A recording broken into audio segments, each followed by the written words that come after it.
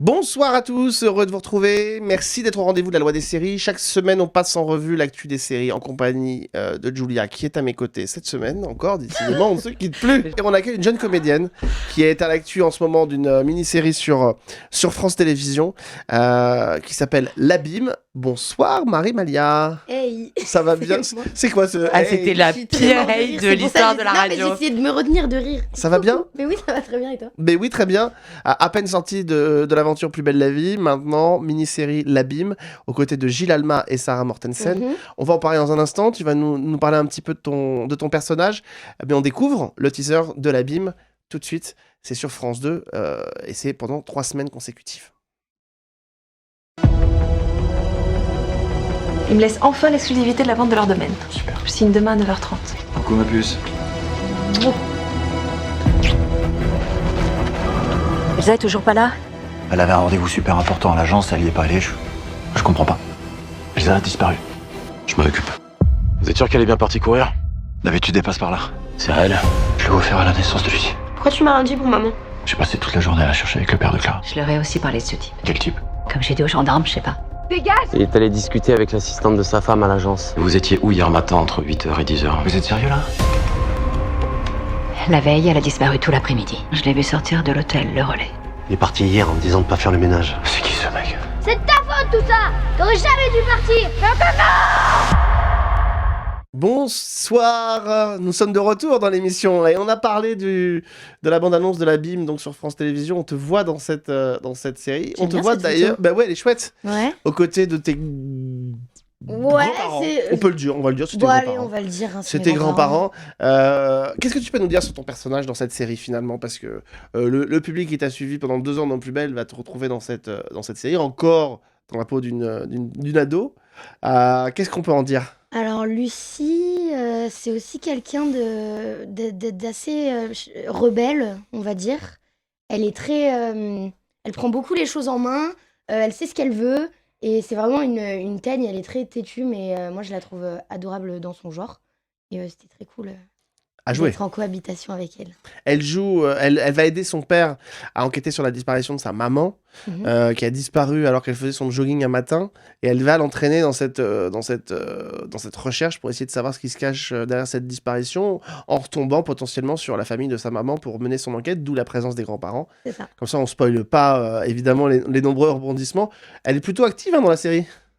Franchement, oui. En fait, il y a un petit duo qui s'est créé avec Gilles.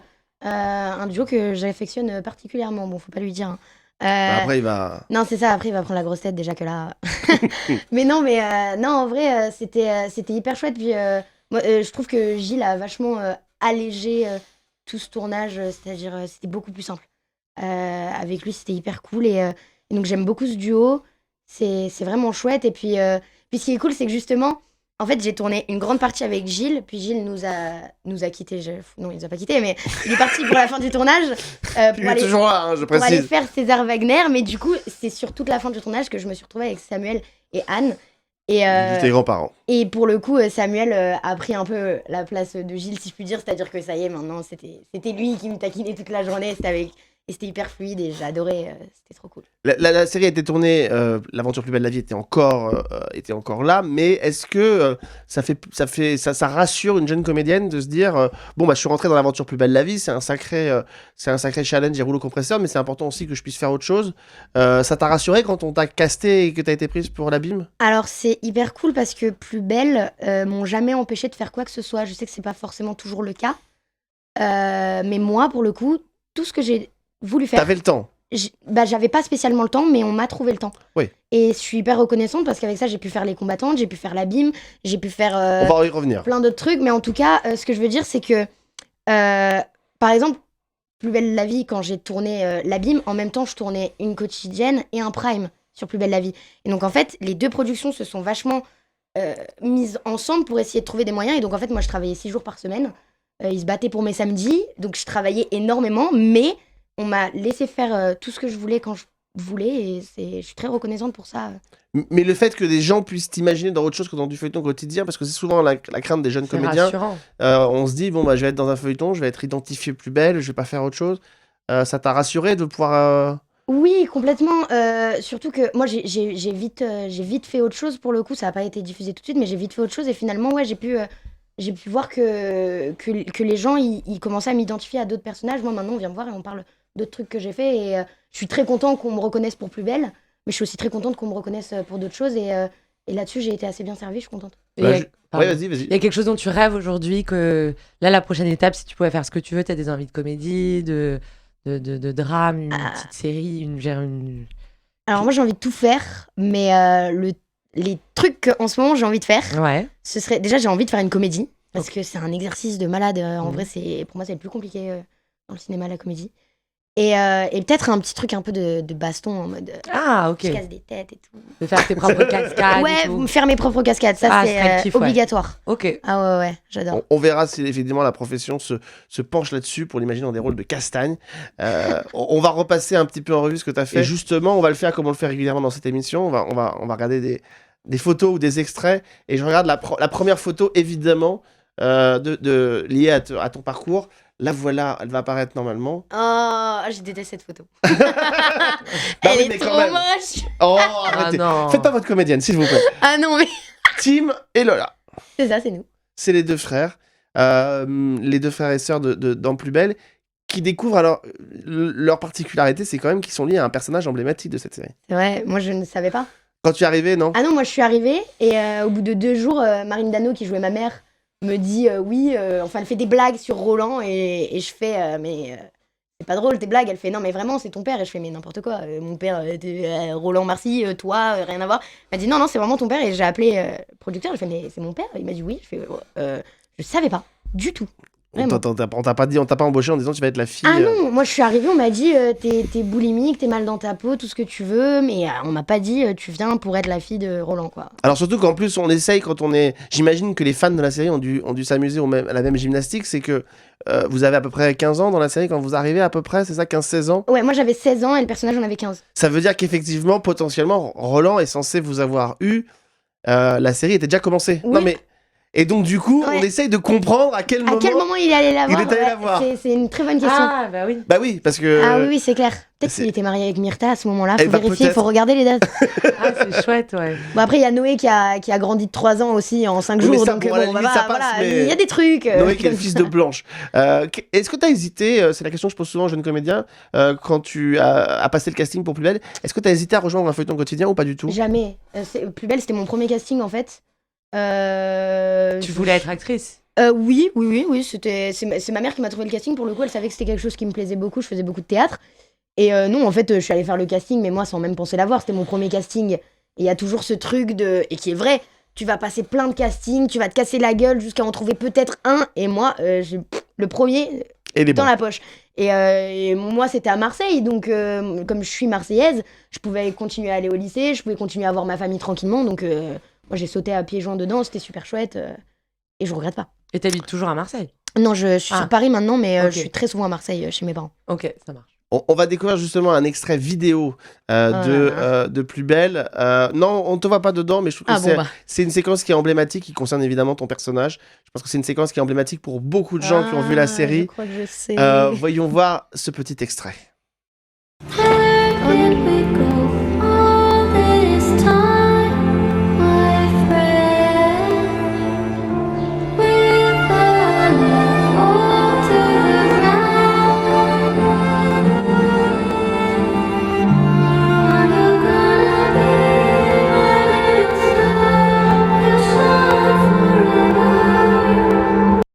Voilà, Michel Corde qui joue donc le personnage de Roland Marcy qui tient le bar du Mistral depuis les débuts de Plus belle la vie. Et évidemment, quand la série, on apprend que la série va s'arrêter, évidemment, l'un des symboles pour terminer la série, c'était de faire mourir le personnage. Je crois que Michel Corde a beaucoup hésité. Il n'avait pas tellement envie de filmer ce genre de séquence dans la série. Puis il a finalement accepté pour la fin de la série. Mais c'est vrai que c'est une séquence, honnêtement, quand on l'a vu à la télévision, quand on a un peu suivi la série ou qu'on a vu les 18 ans ou un peu plus comme moi, c'est vrai que ça fait bizarre. C'est toujours émouvant de voir un personnage comme ça qui disparaît. Quand vous avez tous appris que le personnage allait mourir, tu t'en souviens un peu? Ah, moi, je m'en souviens. J'étais à Marseille chez mes parents et j'étais dans mon lit. En fait, moi, je lis tout. Tout ce que je reçois, je le lis. Je lis absolument tous mes séquenciers, même quand je suis pas dedans. Et donc, et en fait, je lisais petit à petit tout ce qui se passait la journée avant, puis pendant, puis quand il meurt, puis quand on en discute, puis quand on va à l'enterrement. Et en fait, entre chaque page, je me levais pour aller me moucher dans ma cuisine parce que je pleurais. Et ma mère, elle me voyait passer, visage écarlate, en mode c'est tellement triste, genre. Et j'étais mais inconsolable. Je trouvais que c'était fou, vraiment. C'était magnifique. Ouais, et c'est vrai qu'après, il y a toute une question sur qui va récupérer le bar du Mistral. Et in fine, c'est ton Charles frère. Frémont.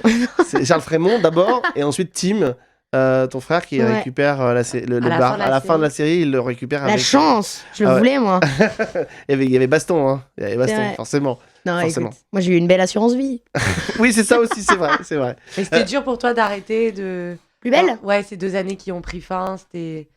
Certainement moins que pour d'autres comédiens, mais enfin quand même. Non, sûrement, oui, bien sûr. Maintenant, en fait, moi, Plus belle, ça a été une passerelle dans ma vie qui m'a amené d'une vie à une autre vie, C'est beau. littéralement. Et donc, en fait, c'est comme si ma nouvelle vie a commencé à perdre un peu de tout son sens. Parce que certes, je tournais énormément sur d'autres projets, mais j'avais toujours mon point de repère. Ce Ok. truc avec lequel je m'étais construit à ce moment-là. Et donc, c'était hyper. Ça faisait énormément de bien. C'est-à-dire, j'avais beau tourner sur plein d'autres choses qui m'épanouissaient. Je me disais toujours, j'ai quand même hâte de rentrer à la maison, de voir les copains, de voir. C'était un vrai bonheur. Et donc, c'est vrai que. C'était un Passer ce repère, une cap-là. sorte de repère pour. Voilà, c'est ça. Même si là, maintenant, je fais d'autres tournages ou quoi que ce soit, bah, je serais toujours triste de pas me dire que de temps en temps, je vais rentrer à la maison, je vais revoir les copains, je vais revoir la place du Mistral. Et ouais, c'est un peu dur, mais c'est un tournant à prendre. Il faut prendre ce tournant, ça t'a permis de faire plein de choses. Effectivement, on l'a cité tout à l'heure, il y a eu Les Combattantes. Mhm. Tu étais une jeune religieuse.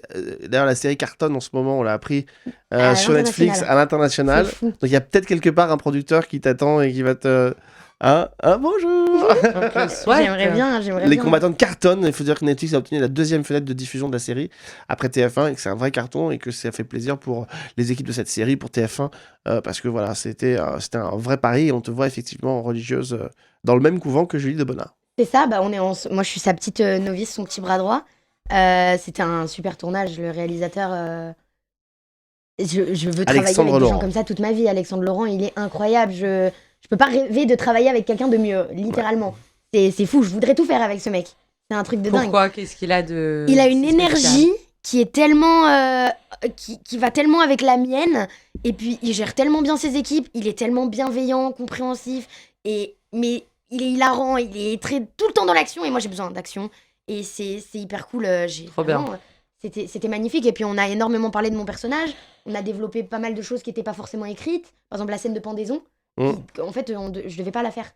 En fait, Julie devait simplement me retrouver pendue, en fait. Et Alexandre, il est venu me voir, il m'a dit, je pense plutôt que on devrait faire tout un truc où tu descends, tout ça. Après, on avait tourné une scène beaucoup plus longue que la pendaison qu'on voit qui a été tournée. Mais alors là, la productrice est venue me voir et m'a dit, en fait, c'est hyper mignonne et c'est hyper horrible de te voir. Parce qu'en fait, je m'étouffais comme ça. Voilà, c'était un truc de fou. Elle m'a dit, donc on a juste mis, on te voit comme ça. Mais bref, en tout cas, on a vachement tourné autour de ce personnage, plein de trucs. Et voilà, c'était magnifique. Le mec il m'a vraiment prise comme une comédienne tout de suite, alors que j'avais pas encore très confiance à ce moment-là. Et c'était incroyable. Le mec m'a ouvert les bras. Alexandre Laurent, formidable réalisateur révélé par la série Profilage, qui a fait Le Secret d'Élise, Le Bazar de la Charité. Enfin voilà, c'est un réalisateur qui Fait de très belles choses. a fait des très chouettes séries. Dernière photo, et avant de refermer cette émission, pour boucler la boucle, on va la voir apparaître, cette photo. Et voilà, elle était prévue, tu vois. Les vrai Cyclades, Olivia Cotte, Laure Calamy, et tu jouais donc Laure Calamy jeune, c'est ça? Mais oui, c'est dingue, on ne se ressemble absolument pas. Bah non, c'est vrai. On se ressemble Ouais, mais pas. ça doit fonctionner, non? Bah, alors, d'après Marc Fitoussi, le réalisateur, super réalisateur aussi, c'était une question d'énergie, en fait. Donc, ça s'est hyper bien passé. Je suis partie en Grèce, c'était la première fois que je prenais l'avion. Donc, trop bien, première fois que je changeais de pays. Et je me suis marrée, quoi, je me suis éclatée. C'était hyper cool. Olivia et Laure, c'est des amours, sont vraiment adorables. Et voilà, j'ai passé quelques jours. T'as pas eu de scène eux, avec elle, c'était du trop coup? chouette. Bah Hein non, du coup, non. Non, alors en Ouais. fait, dans le film, il y a une scène de switch où en fait ça passe de elle à moi. Ah, ok. Donc en fait, si tu veux, on était en même temps sur le plateau, Ouais, ok. mais c'est elle, puis c'est moi. C'est une petite et transition voilà, mais on a visuelle. passé très belle transition visuelle d'ailleurs, je l'ai adoré. Mais chouette. on a passé du temps ensemble, mais on n'a pas tourné ensemble. Du coup. Ça s'appelle c'était donc vraiment Les chouette. Cyclades. Et voilà, c'était mentionné effectivement ces aspects-là. Le bazar de la charité, Plus belle la vie. Et puis, entre les deux, l'abîme aujourd'hui pour laquelle tu étais. Ah, le bazar de la charité, tu veux dire. Le Les bazar des combattantes, combattantes. mais je Oh, me disais, ça c'est va. bizarre. C'est bien, au moins vous suivez ce que je fais. C'est agréable, ça On fait t'écoute. plaisir. Et aujourd'hui, donc, l'abîme sur France Télévisions, sur France 2. Nouvelle série, 6 x 52 minutes avec Sarah Mortensen et Gilles Alma, dont on parlera plus en détail la semaine prochaine. Dans la loi des séries, on voulait ouvrir cette petite émission, commencer cette petite introduction, et puis en espérant plein d'autres projets dans lesquels tu viendras nous voir. Carrément. Avec Je J'espère. souhaite Hein que Faux. du bon. On souhaite le Merci meilleur. beaucoup. Merci à Robinson qui était à la réalisation. Merci à tous de nous suivre. Pendant 3 semaines, là, vous l'avez vu, une émission par semaine. Mais à partir de la mi-février, on revient à notre rythme habituel de 2 émissions par semaine. Merci à tous de nous avoir suivis. On se retrouve la semaine prochaine avec Marie qui sera avec nous et puis aussi Gilles Alma et Sarah Mortensen. Merci à tous. Merci aussi à Coralie, c'est ça, je crois, qui est en régie. Je voulais lui Coralie, faire un on petit coucou t'aime. et à très très vite pour un nouveau numéro de la loi des séries.